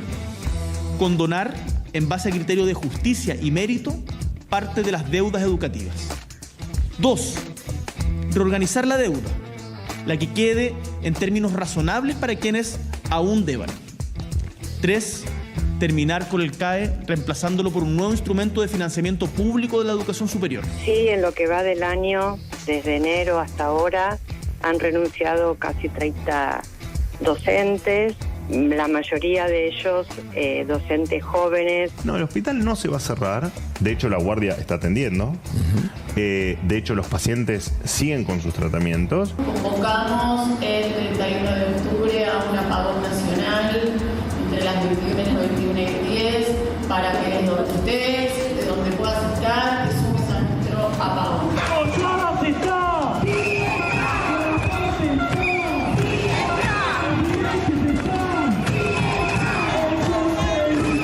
Pero pido por favor, lo más importante que es la salud, después pasa por la educación, el hambre de los niños, los comedores, que no se habló más. Bueno, ahora sí, Granowski, Cerolini, Voy a Leccher. fundar la Barbieri. ¿Cómo? Voy a fundar la Barbieri. Bueno, está bien. Contundente, Sí. sintética, llegando al corazón y con todos los temas que hay que poner. Extraordinaria. Es impresionante cómo quienes saben tienen una llegada muy especial a público que quizá no están tan en las noticias, en lo informativo, que la política ya les repele, pero sin embargo un mensaje muy concreto. Bueno, ella que particularmente afloja, el tema del hijo, Sí, el claro. tratamiento del hijo, dijo, che, esto, escúchenme, déjense jorobar. Por tema salud, ¿no? Tema salud, en carne propia, esto es un... A veces la gente que en otras cuestiones abstractas, vos decís, che, no quieren meterse cuando le toca algo que dice, che, reconozcan que esto no se puede hacer, porque mirá que ella no es una persona que esté mal. Imagínate a alguien que encima está mal. Es cierto lo que decís, sí, quizá no hay una comprensión cabal en términos de concepto político del rol del Estado, etcétera, pero sí algunas funciones del Estado muy específicas o algunos roles que No, cumplen pero son que esta bien gente, yo la identificables. verdad, a veces me parece que la discusión, el tema es, el gobierno elimina hoy el fondo fiduciario del plan Progresar. Es una provocación, digo, no hay que tratarlo como si estuviera discutiendo con gente que hay que Sí, convencer. ojo con eso, porque el gobierno dice, las becas están, ahora lo va a explicar Pero en un está bien, ratito. pero es más fácil darte un sablazo en 2 veces que en uno. Entonces te dan el primer sablazo que sacan Solo el que fondo. creo que hay un recorrido de asustar, ¿no? Cuando lo veíamos ahí a Dorni, dice, no, si nunca pensamos en cerrar, nunca pensaron. De Bonaparte, respeto de Bonaparte. ¿Cómo? Nos comimos la curva. Claro, era toda una joda, era todo un chiste. Parece que hay una lógica de ir avanzando y en realidad generarte temor, generarte preocupación, generarte miedo, estar todo el tiempo preocupado y después lo mismo hicieron con la Casa de la Moneda. Que sí, que no, hasta que finalmente lo anuncian oficialmente, ¿no? Sí. Bueno, insisto, lo de Laura Bonaparte me parece muy importante como símbolo, como dato, porque esto está siendo visto. Es decir, cuando evidentemente hay una pelea que se da, que trasciende la mera discusión de la comunidad de salud, el gobierno evidentemente ahí recibió alguna señal y vuelve para atrás. Porque si nunca el plan era cerrarlo, entonces o nos equivocamos todos o eventualmente habría que ver qué pasaba si nadie protestaba. ¿Cuál era la realidad hoy de Laura Bonaparte si nadie protestaba, no? No, ¿qué es lo que dijo Carmen Barbieri? Que es salud, educación, alimentos. Y hay un montón de cosas más. O sea, se acordó hasta de los alimentos no entregados que no son la agenda del día. Sí. Que fueron la agenda durante todos estos meses. Si no, preguntémosle a Irina en todo caso, ¿no es Que cierto? debería seguir siendo, ¿no? Sí, claro. Exacto. Porque, tal cual. bueno, hoy estuvo otra vez la fila del hambre. A ver, Así es. en Capital Humano, ¿no? No está porque quieren la fila del hambre. La fila del hambre está porque no hay alimentos. Y porque sigue ese tema que no se Porque sigue resolvió. latente ese tema, Vos claro. pusiste la vara alta al principio y le pusiste día D. Sí. 1944, desembarco en Normandía, de ahí viene día D. Exactamente. Bueno, a los buenos, porque no me voy a poner equidistante, entre los nazis y los ingleses y franceses por un lado y los soviéticos por otro. A los buenos, que eran los ingleses y franceses desembarcando para completar la defensa soviética del otro, les costó mucho. ¿Quién ganó la Segunda Guerra Mundial al final? Tardan mucho los desembarcos. Enseguida se sienta aquí en la mesa de QR Gabriel Catopodis, es el ministro de Infraestructura y Servicios Públicos de la provincia de Buenos Aires. ¿Por qué? Ayer nos llamó poderosamente la atención el anuncio del cierre de un ente vinculado a las obras hídricas, el ENOSA. Acompáñenme antes de charlar con Gabriel Catopois y preguntarle cuáles son los riesgos sobre este tema. Vean la repercusión que está teniendo esto en todo el país. Más allá, uno puede pensar que, claro, en la ciudad de Buenos Aires o eventualmente en un sector del área metropolitana, más o menos las cosas las tenemos resueltas, más o menos, no está diciendo del todo. Pero tratemos de salir del ambacentrismo, del porteñocentrismo, a ver qué significa este anuncio, entre miles, entre muchos, que el gobierno toma y a veces da la sensación que otra vez estamos en el si pasa, pasa. Miren esto, Tierra del Fuego, necesitamos determinar cómo seguimos con las obras públicas en Tierra del Fuego a partir de esta decisión. Es la ministra de Obras y Servicios Públicos, participación en el Consejo Interprovincial de Ministros de Obras Públicas, readecuación de los montos de las obras en medio de la crisis que afecta al país. La situación impacta especialmente las obras tecnológicas, planta de tratamiento de aguas y las obras viales que tienen un mayor costo y no cumplen requisitos para renegociar. Sigamos. Chubut. Preocupación en Chubut por el cierre del ENOSA, el impacto en las obras hídricas. El presidente del Instituto Provincial de Agua, Esteban Parra, se manifestó sorprendido por conocer el anuncio. Se refiere al impacto que la decisión del Gobierno Nacional podría tener sobre el financiamiento de obras clave para el abastecimiento de agua y saneamiento del todo el país. No estamos hablando de cualquier detalle. Estamos hablando aparentemente, por lo que cuentan y la repercusión en distintas provincias, de continuar obras que garantizan que cuando se abre la canilla, el agua que sale sea confiable para tomar. ¿Qué más? Río Negro. ¿Quién se hace cargo de las obras de ENOSA en Río Negro? La noticia, obras que quedaron sin terminar en distintos puntos del país, que ahora no tienen financiamiento nacional y que para las provincias tienen un costo muy alto para tomar en el marco del ajuste que lleva a cabo la administración estatal. Claro, porque son obras que además, si las provincias quisieran continuarlas, eventualmente tienen el resto de los recortes. Ya vienen haciendo malabares con los recortes de los fondos que le transmite el gobierno. Ni hablar de los municipios. Ni hablar de los municipios. ¿Qué más? Nos vamos a La Pampa. Por el cierre del ENOSA, La Pampa pierde 3 obras de saneamiento. Obras de desagües locales para Caleufú, Rancul e Intendente Alvear. ¿Nación pretende que la financien los privados, como anunció Milei en campaña? El organismo, según anunció el gobierno, será disuelto. ¿Qué más? Mendoza, cierre del ENOSA. ¿Qué puede pasar con las obras de saneamiento en Mendoza? Nadie sabe qué puede pasar con obras que no están terminadas. Insistimos, para garantizar cloacas y eventualmente el saneamiento de las obras. El futuro de 7 obras públicas en Mendoza parece incierto después de que el ministro de Economía Caputo anunciara el cierre del ENOSA. Caos, imprevisibilidad. Gualeguaychú, en la provincia de Entre Ríos, el gobierno de Milei anunció el cierre de ENOSA, el impacto en Gualeguaychú y las obras en pausa. Acá ya hablamos de municipios, como les decía recién. Nueva noticia vinculada a la chique del Estado. Gualeguaychú mantiene firmas y acuerdos con este ente que quedarían suspendidas u olvidadas. ¿Qué más? Entre Ríos, ahora ya en la provincia, Enrique Cresto lamentó el cierre del ENOSA. Ningún municipio hoy está capacitado financieramente para desarrollar redes de agua y cloacas con fondos públicos. ¿Cómo se resuelve este problema? Otra vez el gobierno tomando una decisión que deja en Pampa y La Vía, para ser amables, a un montón de provincias y municipios que no son provincias y municipios, son personas, son familias. Y sin dar un plan alternativo. No es que primero se dice, bueno, estos temas que están, estas obras tan importantes, para que cuando se abra la canilla el agua que salga se pueda tomar, lo vamos a resolver de esta forma. No, primero el corte, primero la motosierra y después vemos. ¿Qué más? San Rafael en Mendoza, volvemos a municipios, sigue la motosierra. ¿Qué es el ENOSA y cómo impactará su cierre en Mendoza? Misiones, califican como muy preocupante el cierre del ENOSA y advierten que traerá complicaciones a municipios. Última. Mar del Plata, Nación cerrará el ENOSA, un área clave para el financiamiento de obras en Mar del Plata. Es un acto de corrupción, dice Luis Caputo, solía costear las intervenciones diseñadas por, obras sanitarias como el acueducto este que se encuentra paralizado desde diciembre pasado. Vamos a tratar, podríamos haber hecho este recorrido de más provincias, de más municipios, porque el impacto es tremendo. Quizá en la Ciudad de Buenos Aires y en un sector del AMBA mucho no generó porque nosotros todavía confiamos en que abrimos la canilla y lo que sale es agua que se puede tomar. No en toda la Ciudad de Buenos Aires, no en toda la provincia, desde ya. Acompáñenme a la mesa porque está Gabriel Catopodis, ministro del área de la provincia de Buenos Aires. ¿Cómo te va, Gabriel? ¿Qué tal, Pablo? ¿Cómo estás? Vos sabés que ayer en QR, para contar la gravedad que estábamos entendiendo que implicaba esta decisión, pusimos no solamente tu mensaje, sino también el de Julio Cobos, el del diputado de la provincia de Mendoza. Es decir, sectores distintos de la política, antagónicos podríamos decir, en la historia reciente de la Argentina, advirtiendo sobre la misma cuestión. ¿De qué se trata esto y cuál es el riesgo?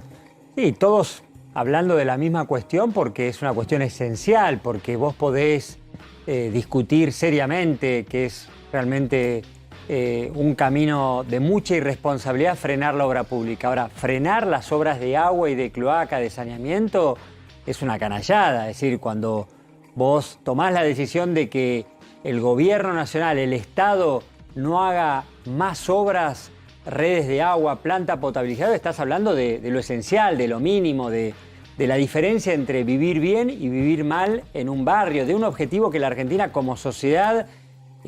La Argentina va para un lado, va para el otro, gobierno de derecha, gobierno de izquierda, pero hay cosas que no se pueden tocar y un plan y una política que permita cerrar esa brecha, terminar con esta situación de tanta injusticia por la que millones de argentinos no tienen agua o no tienen cloaca, tiene que ser un mandato para todos y no puede estar sujeto a ninguna decisión arbitraria de ningún gobernante ni de ningún color político. ¿Verdad? Sí, permitime agregar una cuestión, Gabriel la sabe bien. Hay una página de argentina.gov.ar que tiene todos los proyectos de Lenosa. Es muy interesante porque efectivamente... De este ente que se está cerrando. Claro, pero es el reflejo de lo que vos hacías recién en la pantalla. Tenés en todas las provincias un montón de obras, salvo en la Ciudad de Buenos Aires. ¿Sabés por qué no tenés en la ciudad? Porque tiene agua y cloaca.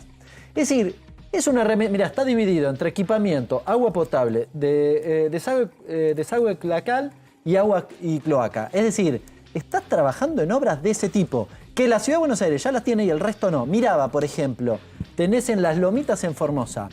¿Cuál es la lógica de este gobierno? Este gobierno es que la financie la gente. ¿Te acordás que ya lo habían dicho? Recordanos. Que la obra pública la tiene que financiar el privado. Yo pregunto, en Lo había hecho Formosa... Mondino había dicho que los vecinos, ¿no? Mondino había Los dicho, vecinos, ¿no? exactamente. Digo, ¿quién va a financiar eso? ¿Tenés recursos en serio? Y te pregunto, Gabriel, en particular, sobre todo lo que tiene que ver con cloacas. ¿Los costos son financiables por la gente? ¿Es posible? No, imposible. Pero además hay un saber hacer. Cuando cierran el Lenosa, no solo que le están ofreciendo a la sociedad, a la comunidad, a los barrios que cada uno se haga cargo, no sé, haciendo una vaquita, generando algún tipo de rifa y con eso imaginan que pueden hacer obras que son millonarias, que son importantes presupuestariamente, pero además hay un saber hacer, hay ingenieros, hay una historia de un Estado que tiene arquitectos, ingenieros, proyectistas con mucha experiencia para llevar adelante este tipo de obras, para conectar acueductos, para desarrollar plantas potabilizadoras. De vuelta, estamos hablando de lo más esencial dentro de lo esencial, de que la gente tenga su pavimento, su canilla de agua, su saneamiento, su escuela y la red eléctrica. Me meto en el argumento del gobierno. El ministro de Economía dice es una caja, es un antro de corrupción el Lenosa. Bueno, la verdad que me preocupa también que haya un ente tan importante que eventualmente esté trabajando de una manera indebida. No, por supuesto que el ministro de Economía, que tiene a cargo obra pública, al que le pedimos 5 entrevistas desde el día de diciembre y nunca nos pudo atender, ni a nosotros, ni a ningún intendente de la provincia de Buenos Aires. A vos como ministro del área de la provincia de Buenos Aires jamás me dio una audiencia donde queríamos discutir esto, pero no puede probar, no puede comprobar, no puede venir a este programa ahora mismo y traer una sola prueba de denuncia de corrupción sobre el manejo de esos fondos. Las 23 provincias con obras, cuando llegamos había 40 obras en el Lenosa. Cuidado, Gabriel, si decís eso, porque mañana aparece una que venga, denuncia. Que venga, ningún problema. Que venga el ministro, que presente lo que quiera. Seguro, te aseguro, Pablo, que no tiene ninguna posibilidad de demostrar ninguna denuncia estructural de desmanejo de fondos que fueron aplicados a las 23 provincias, a más de 1.500 municipios. Municipios y provincias, recién vos leías y repasabas las noticias, ahí hay municipios y gobiernos provinciales de todos los colores claro. políticos, radicales, peronistas, porque bueno, es el organismo que tenía y tiene el mandato, digamos, la decisión de llevar adelante, la responsabilidad de llevar adelante el plan de agua y saneamiento en todo el país. ¿Por qué lo hace el gobierno? No, el gobierno no cree en la obra pública. Son literales, ¿no? Mondino dijo... ¿No cree o no quiere?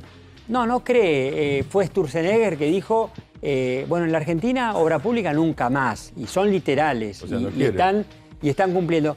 No, y no creen que la Argentina y el desarrollo de la Argentina necesite de esta infraestructura. Claro, ellos... A eso me refiero. Pero ¿cuál es la alternativa? Yo insisto, a mí, la verdad, hacer una rifa para garantizar el saneamiento del agua potable o una cloaca no me cierra. ¿Cuál es la alternativa? Porque se me viene lo del Laura Bonaparte otra vez, ¿no?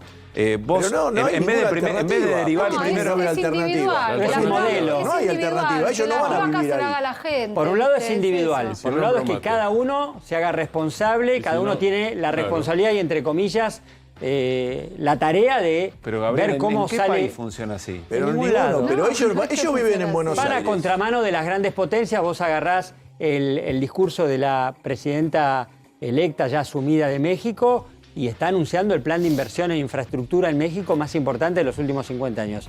Vas a Brasil, Lula, bueno, me estás hablando de todo gobierno. Vas a Estados Unidos, vas a China. Del progresismo hacia la vas izquierda. Vas a Estados Unidos, vas a China, vas a la India, el país con mayor población en el mundo. Su matriz de desarrollo está asentada en rutas, en caminos, en conectividad. El país que piensa el desarrollo lo piensa desde la infraestructura. No importa el rasgo Milei, ideológico. El país que tiene Milei en la cabeza es un país con una economía donde 5 sectores extractivistas resuelven la ecuación económica. Eso no es desarrollo, eso es riqueza para exportar dólares, para que 3 vivos se lleven... No van a poder llevar la camioneta al puerto y no van a tener puerto. Claro, bueno, algo de eso va a pasar, pero no les interesa que ese crecimiento se transforme en desarrollo. Para que ese crecimiento se transforme en desarrollo, bonitas rutas, puertos, caminos, universidades, conocimiento, ciencia y tecnología. Tiene que ver con lo que recién hablaban con el rector de la Universidad Nacional de Rosario, ¿no? Digamos, definitivamente la universidad pública es el motor del desarrollo, es la posibilidad de que la Argentina pueda transformar su recurso natural, su crecimiento económico en desarrollo. Gabriel, te pregunto sobre algo conexo, en realidad esto que no es de tu cartera en particular, pero imagino que lo sabés habida cuenta de que has trabajado con el tema del agua desde hace rato. ¿Cuál es el impacto sobre la salud? Muchísimo, tremendo es una mención que vos hacés que es clave en este contexto. No hay dudas de que los problemas sanitarios, los problemas de calidad de vida e incluso los problemas de desarrollo en la infancia y en una infancia cuidada están asociados definitivamente a la posibilidad que el 100% de los hogares, sobre todo de los hogares que están por debajo de la línea de pobreza, que tienen necesidades básicas individuales, tengan acceso a que es el primer alimento, el agua, que tengan acceso al saneamiento. No hay dudas.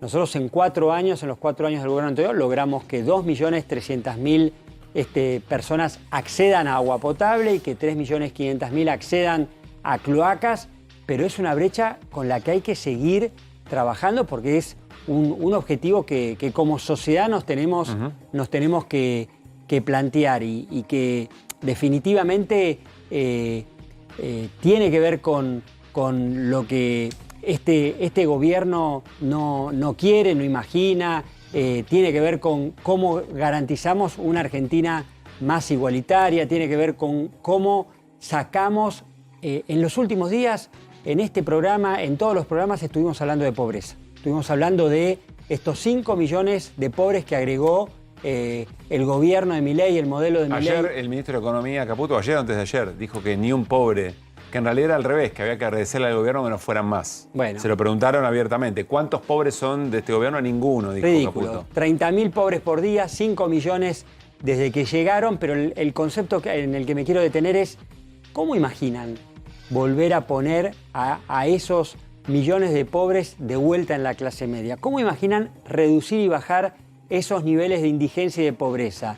frenando la obra pública, suspendiendo las obras de agua y de cloaca. Perdóname que te lo diga, sé que no es tu área específica, pero la macroeconomía le está dando bien, está celebrando el gobierno. No, la macroeconomía El dólar está bajo, que el Es rico un país desastre baja. la macroeconomía. No, negro, no. Pero la verdad, que vos me digas que no te da déficit. Yo te digo lo que el Lo que gobierno- dicen lo que el ellos. gobierno Bueno, vos dice. querés creerle lo que dicen ellos. No le créeselo. creo, estoy tratando de entender el Pero argumento acaba del de caer, gobierno. ¿querés los datos hoy de la caída de... El blanqueo le está saliendo bien. No le está, bueno, le está saliendo bien. ¿Cuánto le va a dejar? Yo te estoy diciendo, hay datos de caída de la obra, del tema de construcción de hoy, esto es la venta de insumos para la construcción, volvió a caer fuerte en septiembre. 20% y 5% con respecto al mes anterior. ¿Qué país puede funcionar con una caída del 20% todos los meses respecto Eso de es lo la que obra? dice Gabriel. ¿Cómo- Pero no funciona. cómo Pero se va a entonces, llevar La actividad económica viene en caída, lo viene marcando Hernán en cada programa. El consumo no tiene piso. La caída de la inversión y del empleo, todo junto es algo que y de ahí salen los 5 millones de pobres, si no, ¿dónde saldrían los pobres? definitivamente. De algún lado tienen que salir. Y no hay duda de que este gobierno no está pudiendo mostrar buenos resultados. No hay dudas de que este gobierno, después del ajuste, lo único que ofrece es más ajuste, más desocupación. No hay dudas de que la Argentina tenía problemas, Pablo, antes del 10 de diciembre. Un montón. Ahora, había uno que no era un problema, no estaba en la agenda de nadie, el desempleo. Había laburo, mal pago, informal, pero había laburo. Todos tenían un trabajo que probablemente con el que no llegabas hasta fin de mes, pero tenías laburo. Bueno, hoy tenemos un problema que no teníamos. Hoy tenemos desempleo, camino a tener un desempleo de 2 dígitos estructural. Un dato que recién revisaba en el INDEC hace una encuesta que se llama EPH, Encuesta Permanente de Hogares, que todo el tiempo estima cuánta gente tiene y no tiene cloacas y agua potable. Si lo extrapolo, toma una muestra, es un poquitito más de los datos que voy a decir. Lo mismo que se hace con pobreza, digamos, ¿no? Siempre Lo es una mismo, muestra. Exactamente, pero si lo estima la población total, sin cloaca tenés 15 millones de personas, al menos 15 millones de personas. Y sin agua potable, 6 millones. 6 millones de personas que no acceden a agua potable. Es un montonazo. El problema de la eliminación de Lenosa es que complica a estas personas que, te imaginarás, estaba tratando de cruzarlo, no son las personas que viven en los lugares más privilegiados de la ciudad. Son justamente los contrarios, los que se supone que vos tenés que atender. Porque cuando vos decís... Claro, se suspenden las obras que iban a garantizar acceso al agua potable o a la cloaca. La cloaca no se la puede hacer nadie con su salario, lo digo con toda No hay claridad. rifa comunitaria ni esfuerzo comunitario. Ahora, en un barrio popular, más humilde y demás, está muchísimo más lejos de poder acceder a eso o acercarse a ese servicio desde sus propios recursos, ¿no? Esta gente vive en algunos lugares y le interesa que esos lugares funcionen. Si funciona la capital, como dijimos, que ya está toda la obra hecha, si funciona más o menos, quizá alguno tenga la casa en Pilar o en Tigre, con que eso esté resuelto, lo demás no le importa. No, bueno, pero Fer, habrá revisado la historia reciente de la Argentina. Los principales levantamientos populares empezaron en los distintos pueblos de nuestro país, ahí donde efectivamente se convirtió en pueblo fantasma. Bueno, por el retiro pero de no la les industria. está bien, pero ellos no están en... Ellos al revés te van a decir, bueno, eso es un problema de cada sector que se arregle, que cada provincia se arregle, y es en el camino que van, lamentablemente, pero es una cuestión que no... Se los quiere razonar como...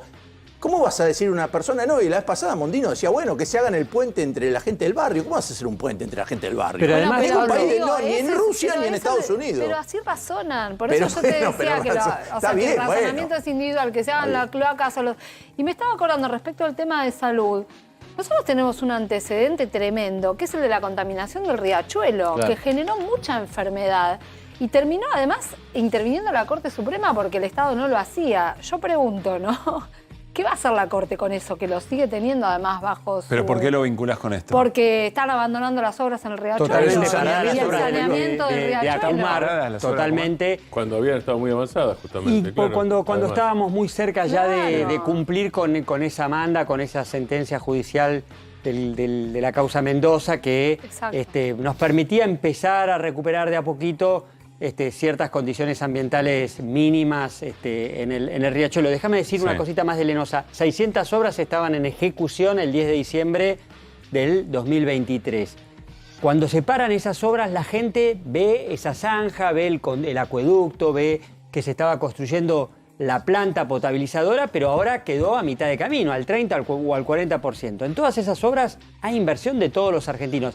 Reactivar esas obras va a salir 4 o 5 veces mucho más cara que lo que hubiese salido si las hubiésemos terminado. Detrás de ese parate, de ese freno de mano que le aplicaron a toda la obra pública, 2.300 obras en todo el país, 100.000 puestos de trabajo en la calle, 100.000 familias. Había 500.000 personas trabajando en junio del 23, hoy hay 400.000. ¿En esas horas puntualmente? No, en todo lo que es el sector de la construcción, pero una parte muy importante porque estas obras además tienen esta particularidad que son mano de obra intensiva. Una autopista, una autovía tiene mucha maquinaria y poca mano de obra. Estas obras de saneamiento, de zanja, de caños, tienen mucha mano de obra intensiva, con lo cual cuando hablamos del parate de la obra hablamos de expectativas que se incumplen, inversiones que se abandonan y que se pierden, porque ahí hubo plata que se enterró y muchos puestos de trabajo que quedan en la calle. Gabriel, gracias por haber venido. A ustedes. Estamos con Paco Taibo II o Paco Taibo II, muchas cosas, director del Fondo de Cultura Económica, biógrafo del Che, en esta jornada además tan especial, donde se cumple un nuevo aniversario de su asesinato, 8 de octubre, en Bolivia, fundador de Morena, ni más ni menos, que revalida la conducción política en México después de Andrés Manuel López Obrador, primera mujer presidenta Claudia Sheinbaum. Me dijeron que era importante decir que es fundador del Festival de Cine Policial de Gijón. Después le vamos a preguntar por qué, y tiene una historia, una trama muy interesante también en su vínculo con Coca-Cola. Pero vamos a ver qué entra en la charla, porque nos comprometimos con Paco que vamos a tratar de que él no se aburra de la conversación porque estuvo efectivamente dando charlas y participando en distintas conversaciones, siempre muy interesante. Paco, ¿cómo está? Muy bien. Gracias por estar acá. Después de hacer el anuncio, ¿me sirven agua? ¿Están ustedes fuera de, fuera de base? Como es para probarte. Los beisbolistas. Es para probarte. Después nos contás un poco de esa historia. Sí. A ver, ya vamos a hablar de muchas cosas. Biógrafo del Che, pero un biógrafo muy especial, porque no se queda en el Che ícono, en el concepto de hombre nuevo, insisto, más conceptual, sino en el hombre que del Ministerio de Industria o en el que estaba en el territorio y dialogaba con las personas y le daba sentido a eso que fue la Revolución Cubana, entre otras cosas. Pero estuviste en la Facultad de Ciencias Sociales hace un rato. Sí. ¿Sabés el momento que está viviendo la Universidad Pública de la Argentina? Fue reanimante ver la resistencia en acción y en vivo y en directo. Cuando salía estaba la asamblea de los estudiantes en la calle tomada. Estuve acercándome, metiendo la nariz a ver qué veía. Y con tu experiencia y tu saber escuchar entre líneas de estos movimientos, ¿qué percibiste? Jóvenes, muy jóvenes, sorprendentemente jóvenes. Yo pensé que una facultad como Ciencias Sociales, Ciencias Políticas, era una facultad con más alumnos más maduros y vi muchísimos jovencitos. O ya estoy viejo yo, lo cual las dos cosas son posibles. Las dos cosas pueden estar bien. Y me sorprendió la solidez de sus argumentos, ¿no? De los muchachos. Pero es inevitable, cuando brota un movimiento estudiantil, siempre se vuelven más sabios de los que fueron el día anterior. Te lo pregunto especialmente, y haces hincapié en la juventud, porque en estos tiempos se dice que la juventud, o que en realidad las rebeldías son de derecha y que las juventudes son el motor de esto que se ha dado en llamar aquí lo anarco-libertario, de las derechas más furiosas de Occidente de este tiempo. Había que empezar corrigiendo, no existe tal cosa como anarco-libertario o narco-libertario. Narco probablemente, pero anarco-libertario desde luego no. Lo que tienes es un capitalismo con componente de la Casa de las Brujas de Usher y de la Tierra de los Monstruos, una especie de distorsión. Pero recuerden cómo era Hitler cuando era jovencito y pintaba paredes. Hay esta componente diabólica, irracional, no libertaria. Perdón, no lo puedo dejar anarca, pasar. ¿no? ¿Te parece comparable? Sí. Sí, yo creo que ustedes están viendo un país con un régimen fascista. No tengo, quizá porque vengo de uno en pleno goce de libertades democráticas. ¿En qué rasgos lo advertís? ¿En qué rasgos lo advertí? Desde lejos. De cerca llevo 3 días percibiendo una voluntad de destrucción de cualquier semejanza con un estado de servicio, que me deja sorprendido.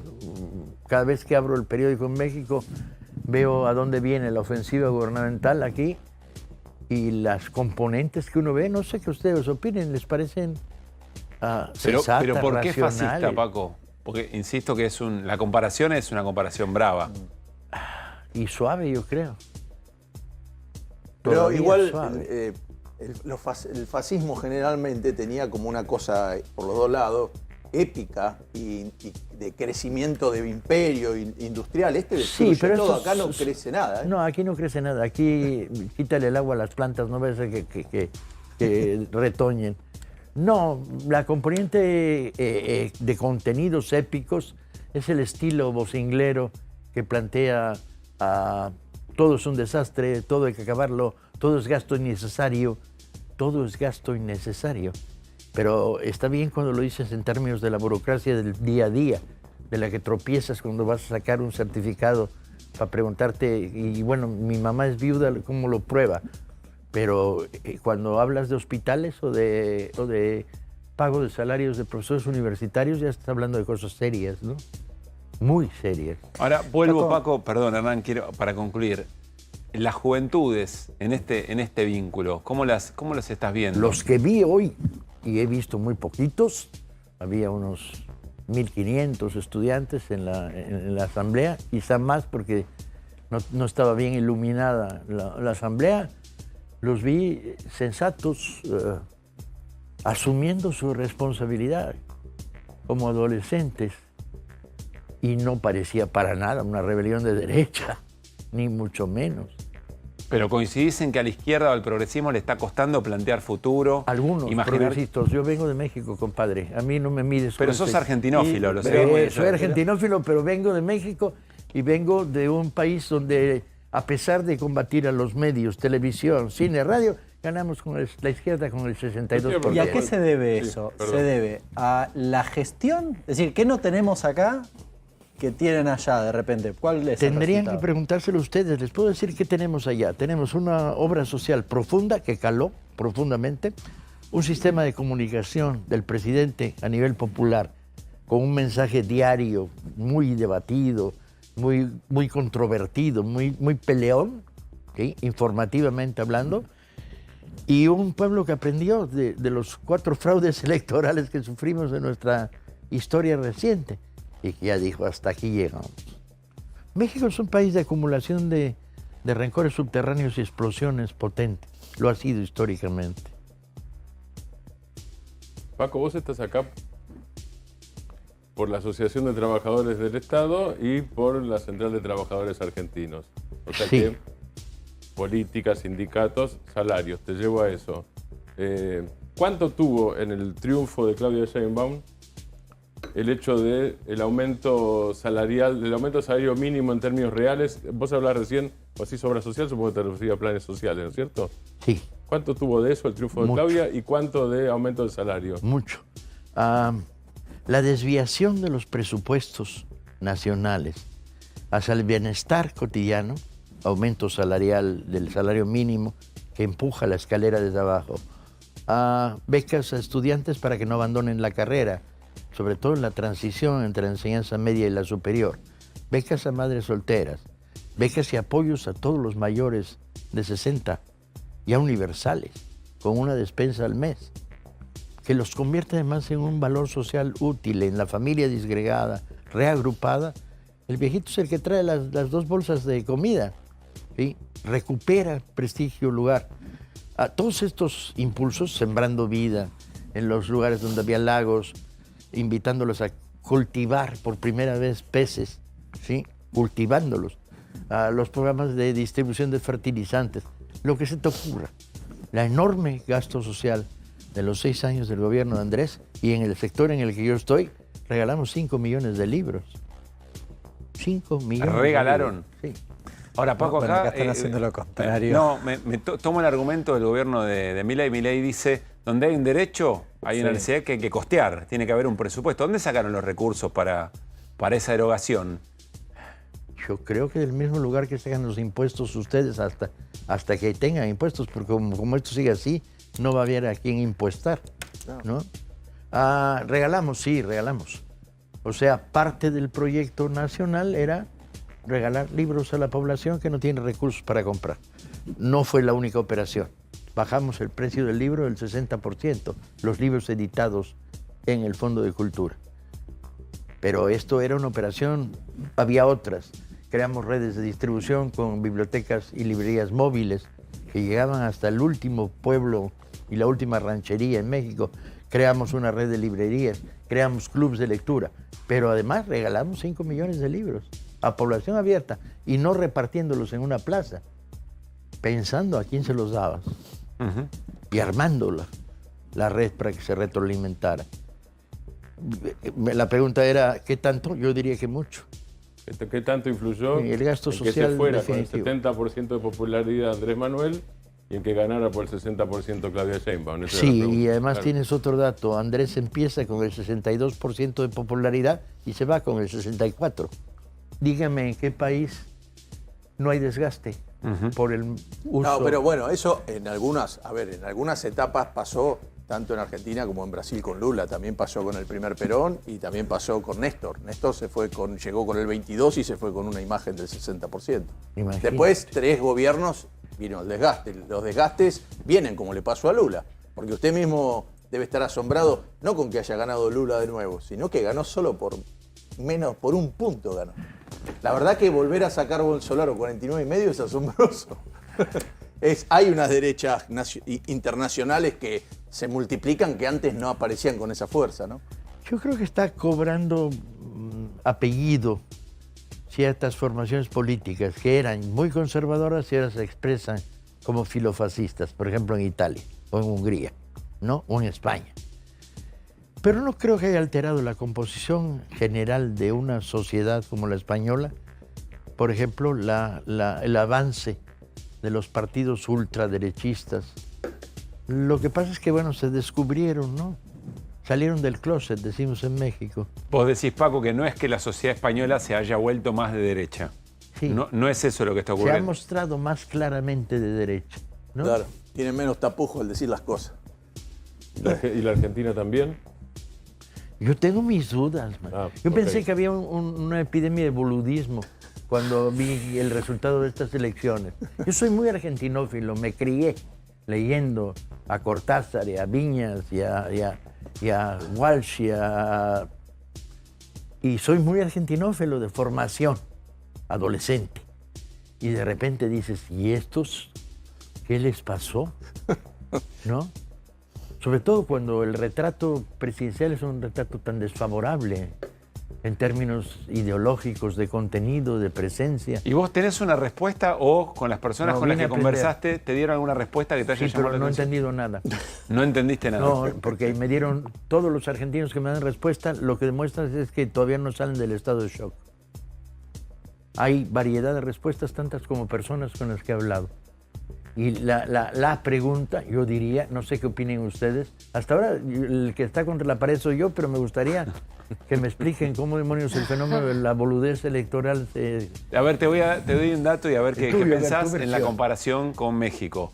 Tuvimos un frente electoral que efectivamente gobernó, que logró una mayoría electoral tratando de amalgamar partidos políticos o miradas muy diferentes y que fue un verdadero fracaso en términos de gestión interna. Sí. ¿De qué manera Morena es un frente estable y que garantizó un buen funcionamiento? Porque me imagino que contradicciones internas debe haber. Desde luego. La única Sapos ventaja- debes tener. Sí, la única ventaja es que hasta ahora hemos podido manejar el espíritu autocrítico y no cedérselo a la derecha.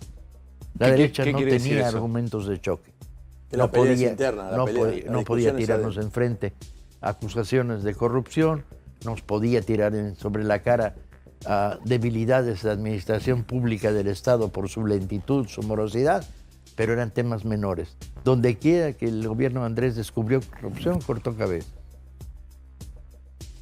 Y en ese sentido, pues no le permites a la derecha absorber el natural descontento de una población que produce, entre otras cosas, desgaste. Es decir, hubo una gestión interna de las diferencias o de las contradicciones muy favorable, muy sano, por decirlo de alguna Digamos que nos soportamos entre nosotros. Y ese método que tienen ustedes de elegirse, ese tipo de interna con 5 candidatos? Eso, porque acá se temió mucho eso de no hay que hacer internas, hay que buscar consenso. Y ahí hicieron todo lo contrario y parece haberle dado un muy buen resultado. Era más peligroso no hacer internas y tenías que dejar que se expresara las vocaciones de las voluntades del liderazgo. Y mejor que chocaran que no chocaran. Afortunadamente, los choques fueron suaves todos. Estuviste con Cristina Fernández de Kirchner hoy. Sí. ¿Hablaste de esto o algo parecido? De algo parecido. ¿Y qué impresión te llevaste? Es muy inteligente, es muy fuerte, muy dura. Y es un activo político, me dio esa sensación. Ahora todavía no sé qué tipo de activo político es en la sociedad argentina. No tengo bastantes días de argentinización. Llevo 3 días, compañeros, perdónenme. Te estamos pidiendo Apenas demasiado. estoy en entrenamiento.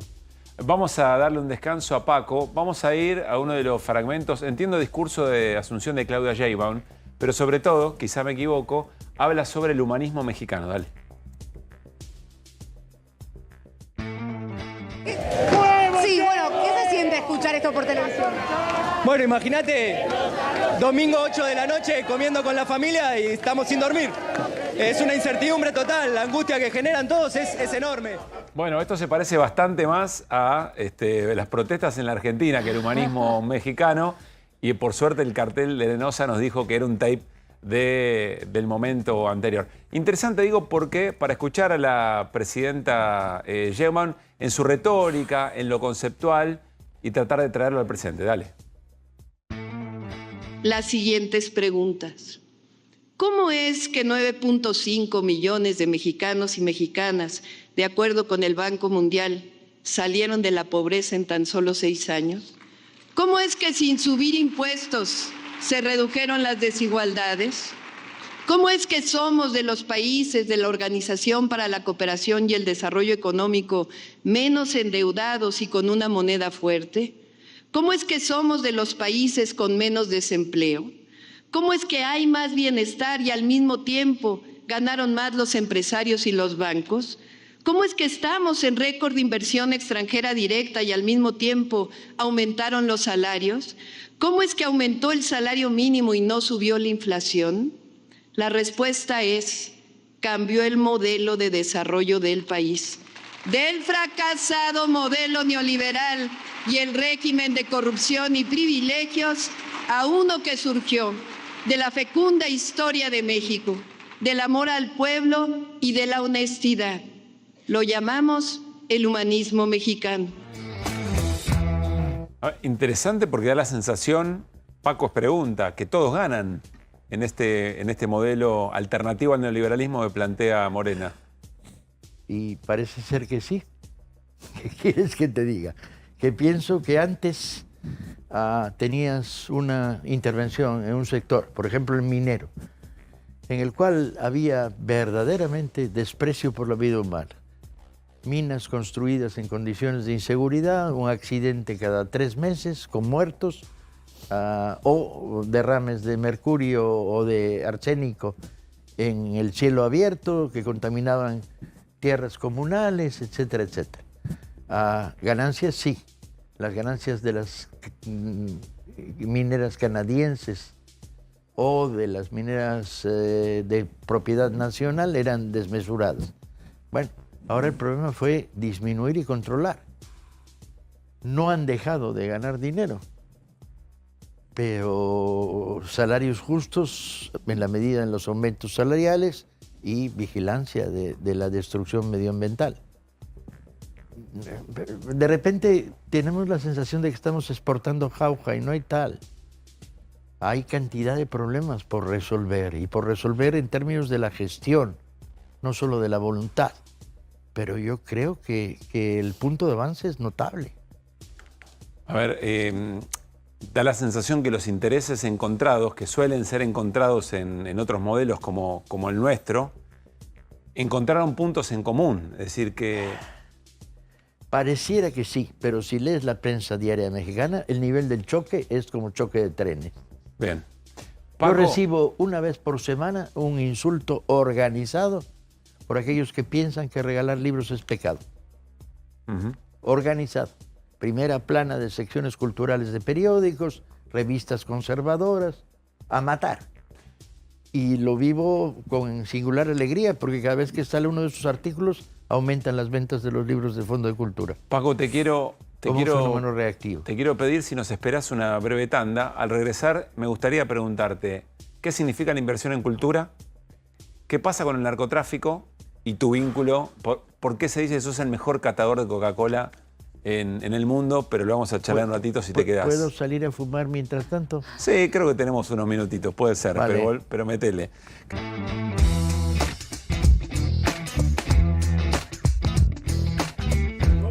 Enseguida seguimos charlando con Paco Taibo II o Paco Taibo II. No hay mucho misterio. Te llamás igual que tu viejo y decidieron una manera que no sea Junior. Exactamente. Por obvias razones, digamos. Porque Junior sonaba del carajo, de dar vergüenza en un país donde los juniors eran los protegidos de los oligarcas, y vete al carajo. Y mi padre dijo, no, 1 y 2. Y dije, ¿no suena monárquico? Y dijo, bueno, nos lo aguantamos. Bueno, ya seguimos charlando con Paco. Atención, en Belmo tienen el regalo para mamá. Solo con tarjetas Visa podés llevarte un juego de colchón y somier king size, ese que tienen los hoteles más lindos. Un Belmo Pocket 2x2, al mismo valor que el colchón solo, 65% de descuento pagando en 18 cuotas sin interés. Despertá con energía en un Belmo. Con energía voy a despertar. Belmo mejor con Belmo. Belmo, Belmo, Belmo es el colchón ideal. Belmo mejor con Belmo. Belmo, Belmo, con Belmo sueña espectacular. Escuchamos un fragmento más del discurso de asunción de Claudia Sheinbaum allí en México, la revalidación de Morena al frente del Poder Ejecutivo. Y escuchen esta reflexión acerca de las falsedades. Durante el periodo neoliberal es el que le costó tanto al pueblo de México y que marcó nuestra historia por 36 largos años, se decía que el Estado debía diluirse o subordinarse a las fuerzas del mercado, que si la economía se regaba desde arriba, iba a llegar a los de abajo, que si aumentaba el salario mínimo, iba a haber inflación y no iba a haber inversión extranjera, que si el Estado participaba en la economía, iba a haber crisis económica y devaluación, que la corrupción era inherente al gobierno, que la libertad no solo existe en el mercado, que la libertad solo existía en el mercado, que la educación, la salud, la vivienda y el salario justo eran mercancías y no derechos. Todo resultó falso. Paco, ahí hay algunas cosas conceptuales que resultan falsas, pero también hay mentiras flagrantes. ¿Cuál es el mejor antídoto a tu criterio para las mentiras, para las fake news? La única manera es crear una contrarred informativa. Y se intentó, pero apenas estamos en pañales. De tal manera que la sociedad puede contrastar fake news contra hechos. Ahora el gobierno de Andrés y ahora el de Claudia está popularizando un mecanismo que se llama detector de mentiras en los programas, que se vuelve muy divertido, porque te enteras de las barrabasadas más profundas construidas a partir de cero, ¿no? Uh-huh. Y bueno, el problema es el límite de la calumnia y la información está muy chiquito en lo que hemos vivido en estos últimos años en México. Paco, ¿en qué momento está la pelea contra el narco? En un momento muy complicado porque se produjo un fenómeno no esperado, que es las dos bandas rivales más grandes del país, o dos de las tres bandas rivales, se están enfrentando en el estado de Sinaloa a tiro limpio y con blindados fabricados con chapa de acero y ametralladoras. Usted estaba viendo disparos de 30-06. Colega, ya no es que estás disparando un Mauser, estás disparando balas de este tamaño de perforación. Porque además el tráfico de armas desde Estados Unidos no lo paran los norteamericanos. Y entonces pues llevamos en 15 días un centenar de muertos. Básicamente de las bandas rivales, pero también ciudadanos que se cruzaron al fuego o soldados y policías. ¿Y cuál es la promesa, cuál es la política de Claudia Sheinbaum para este tema? Tenemos 5 días de gobierno, deja que la haga crecer. Básicamente la línea es replicar o proseguir el concepto de Andrés Manuel de ir hacia las causas. desempleo juvenil, atácalo. ¿Sí? ¿De ir hacia las causas? Sí, que te permiten que el narco pueda reclutar 500 pistoleros en un mes. ¿Sí? Pero a esto es una de las causas, hay que enfrentarlos militarmente también. ¿Qué significa no invertir en cultura en un país? Significa condenarlo a la peor de las tristezas, a la tristeza del aburrimiento de la sociedad, de la diversión fácil y el espectáculo tonto, ¿no? Significa no proteger al ciudadano para que sus neuronas sigan reproduciéndose y no se queden ancladas en un nivel de diversión empobrecido, muy mercantil. Significa la obligación de un estado de servicio.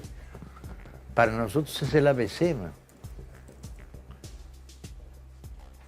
¿Tiene destino un país que no invierte en cultura o que considera que en realidad la cultura promovida por el Estado es parte de una batalla cultural para tratar de adoctrinar a las personas?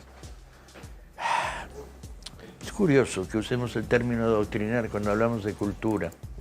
Tan adoctrinante es una canción de salsa que dice "Cangrejito playero, yeah, yeah", 16 veces en una sola frase musical. Eso es adoctrinante, es un productor de reducción de uso de neuronas y adoctrinante, como puede ser una canción de un cantautor como Citarrosa. ¿Sí? Hay ideología en todos lados. El único problema es qué tipo va a favorecer el estado de distribución, circulación cultural. Pues yo tendría la idea de que en México estamos ante varios problemas variados. Uno de ellos, recoger lo más rico que se produce desde abajo en la sociedad, y por otro lado, latinoamericanizar más todavía la transmisión de información, libros o teatro, películas, continentalmente. Sí, Fer. No, yo no me quiero ir con la intriga. ¿Qué es lo de la Coca-Cola? Por favor, cuéntelo lo de la Coca-Cola. Es muy sencillo. Soy el último de los escritores abstemios y monógamos. Creo que quedábamos 2 y uno se murió en el COVID. Entonces no consumo café. Y entonces toda la cantidad de azúcar que me meto al cuerpo para estar hablando con ustedes a estas horas de la noche, la adquiero de Pepsi-Cola, Coca-Cola, tu cola, Coca-Cola, la que encuentro. Toda con cafeína. No, pero cafeína y azúcar. ¿Y por qué lo del alcohol? ¿Qué le pasó con el alcohol? ¿Un mexicano? Que no me gusta. ¿No le gusta? No me gusta. ¿Nunca le gustó? No. ¿En toda su vida tomó un trago de vino ni de...? Sí, crecí en una familia asturiana. Entonces, hasta los 13 años todos bebían una copa de vino a la hora de la comida. Y yo decía, ¿yo por qué si a mí no me gusta? Y entonces decía, la cerveza tampoco, nada. Tampoco. ¿Sos un buen catador de la cola? ¿Vos sabés qué gusto tiene acá y qué diferencia tiene? ¿Sí? Sí. Soy capaz de ganar. En Hollywood gané dinero. Con Roger Simon, el novelista norteamericano, íbamos a los bares de Hollywood Boulevard, ponía $5 en la mesa y decía, este señor es un importante escritor mexicano, va a adivinar qué Coca-Cola están leyendo. Y por abajo de la barra, sirva. Y uno probaba y decía, Coca-Cola de San José. No, no es cierto. ¿Quieres perder dinero? No. Bueno. ¿Qué, por el agua? ¿Se daba cuenta? ¿O por la mezcla? ¿Por qué? El agua. ¿Cuento el truco o cuento el resultado del experimento? Coca-Cola de San José, por más que cuente el truco. de botella y del año pasado. No. Y gané como $50 de una sentada. A ver, compañeros, si un borracho impenitente bebedor de vino, después de 50 años de estar bebiendo vino todos los días... Pero es distinto eso. ¿Por qué? Porque la uva de un lugar es distinta a otra y la madera, según cómo la pongan, es distinto. La Coca-Cola es la misma fórmula. No es cierto. En algún lugar ponen más o menos gas. El agua tiene más o menos minerales. Tiene más cafeína o menos cafeína y más ácido fosfórico o menos. ¿Y el agua es más ácida o menos ácida? Bueno, si quieren perder dinero no tengo problema. ¿No? ¿Conocen de acá? ¿Tomó Coca-Cola? ¿Un libro sobre esto? No, ¿qué voy a escribir un libro? ¿Por qué no? Porque a mí me gusta... ¿Cuántos libros escribiste? 80. 80, de 81, ¿por qué no podías escribir? Además puede Porque estar... prefiero dedicarme a escribir una novela, algo serio. Puede terminar esponsoreado por los norteamericanos. Además veo que utiliza el rojo, que es de Coca-Cola también. No, es el rojo del Fondo de del Cultura. Fondo de Está bien. Paco. No tal. ¿Eh? ¿Quieren perder plata? No, muchas A mí gracias. me No, atrae además, la idea de ganar dinero en público. estamos en una pelea franca contra la ludopatía y sobre todo infantil, así que no. Okay. Paco, gracias por haber venido. Un verdadero placer. Ojalá que no te hayas, no aburrido, pero reiterado demasiado como para sentir que vos también te llevaste algo de la charla de hoy. Sí, vine a aprender. Y era importante que desde México viéramos el fenómeno argentino de más cerca. No primera página, no periódicos como Clarín o La Nación, que son los que nos llegan habitualmente, sino tocar un poco más. Paco, gracias, buena estadía y buen regreso. Muchas gracias. Bueno, nos estamos Volveré. yendo, ya viene Babi Echecopar para hacer Basta Babi. Querido Martín, gran abrazo. Fer Cerolini, gracias por volver. Gracias por insistir con nosotros. Bien. Irina Hauser. Igual podría cada tanto ir a saludar a Y Hernán Felicito. Lecher. Acá no hay veto, así que Y Hernán Lecher que dice que mañana sale un avión de algún lugar y en media hora efectivamente llega y va a estar acá con nosotros. Puede Vamos a pasar. ver. Nos reencontramos mañana, nos vamos como llegamos con las voces del día. Pasen bien. En primer lugar te diría, no es viable que vos decidas cerrar un establecimiento sanitario de un día para el otro. No es viable ni acá ni en la China.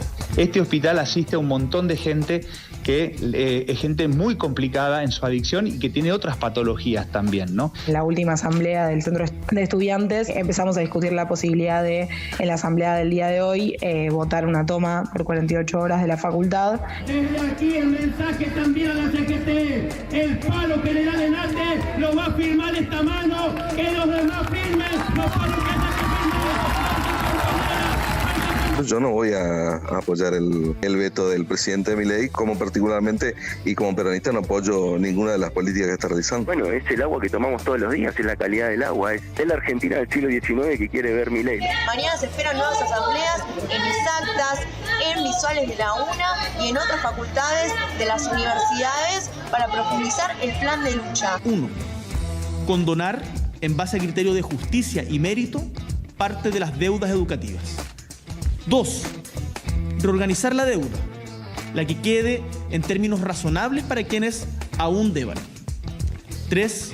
Terminar con el CAE, reemplazándolo por un nuevo instrumento de financiamiento público de la educación superior. Sí, en lo que va del año, desde enero hasta ahora, han renunciado casi 30 docentes, la mayoría de ellos docentes jóvenes. No, el hospital no se va a cerrar. De hecho, la guardia está atendiendo. De hecho, los pacientes siguen con sus tratamientos. Convocamos el 31 de octubre a un apagón nacional entre las 21 y 10 para que desde donde estés, de donde puedas estar, te sumes a nuestro apagón.